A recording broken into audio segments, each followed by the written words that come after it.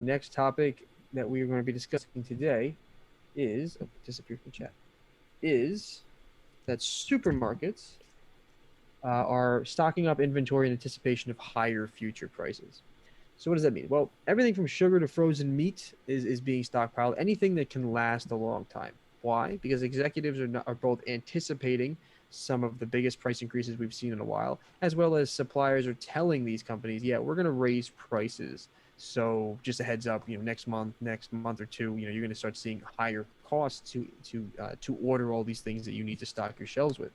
So in addition to this, we're also seeing lots of demand, right? Grocery sales are up 15% in June compared to 2 years prior, and they're even up 0.5% from last year, which doesn't sound like much, but remember how much people were hoarding and buying to store their houses. So we're definitely seeing an increase even above that. People are kind of going back, and demand is flexing here. We have elastic demand, and we're kind of seeing a surplus of it at the moment. And last year, they said like last year was consumers, this year's retail grocers, and they're doing this to keep their costs down and protect their margins. Because if you know that next month the same things that you're going to buy are going to be worth 10% more, and you can buy that product and it will not rot, right? It's non-perishable or it's freezable.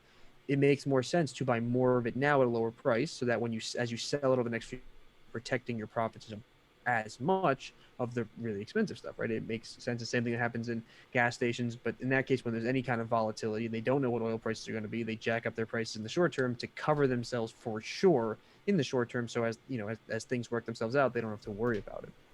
But we're seeing some companies raising their inventory purchase by 15, 20, even 25%. And this is because we're seeing that, for instance, Spartan Nash is grocers start stockpiling 20% more inventory than usual. But that's because over 100 of their suppliers notified them and said, we are going to be raising prices. So they're trying to find anything that's non-perishable, shelvable, long-term, frozen, things like that. They're trying to stock up as much as they can relative to their algorithms and their models for how much they need for their supply in their stores, to make sure they get it at lower prices now so they can protect their margins in the future, which is important because all these big chains, supermarkets, stuff like that, their margins aren't exactly gigantic, right? They don't operate at the highest margins in the world. So this is also a big logistics nightmare because you have to figure out how much you have to keep.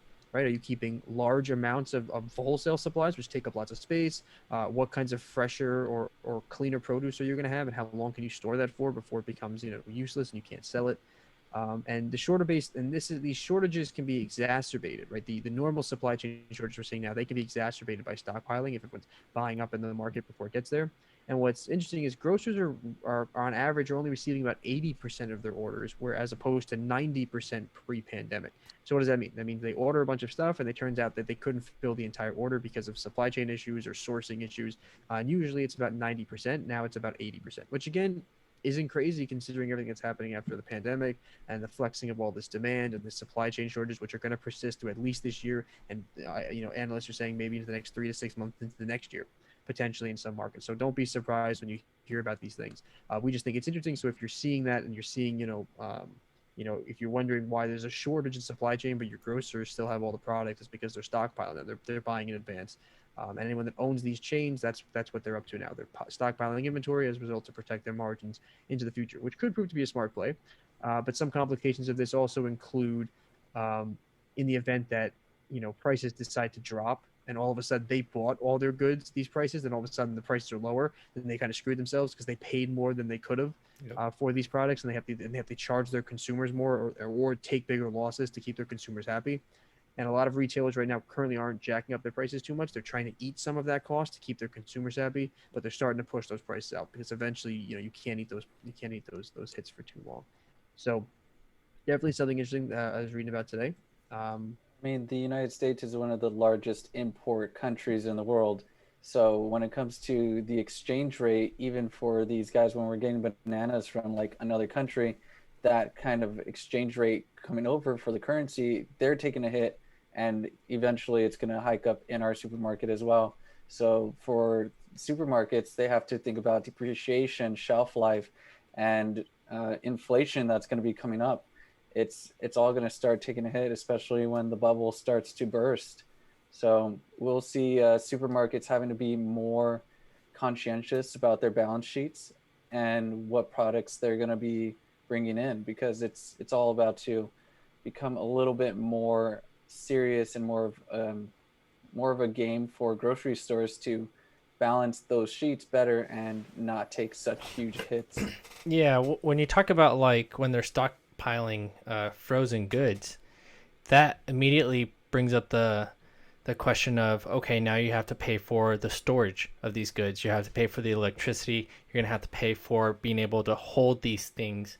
I wonder, I mean, their cost margins are going to definitely be eating it up. Well, It'll be interesting. all these companies, they're one of their biggest assets is their supply chain logistics. So one of the things we did in business school is we had classes on the stuff we eat. You basically do forecasting.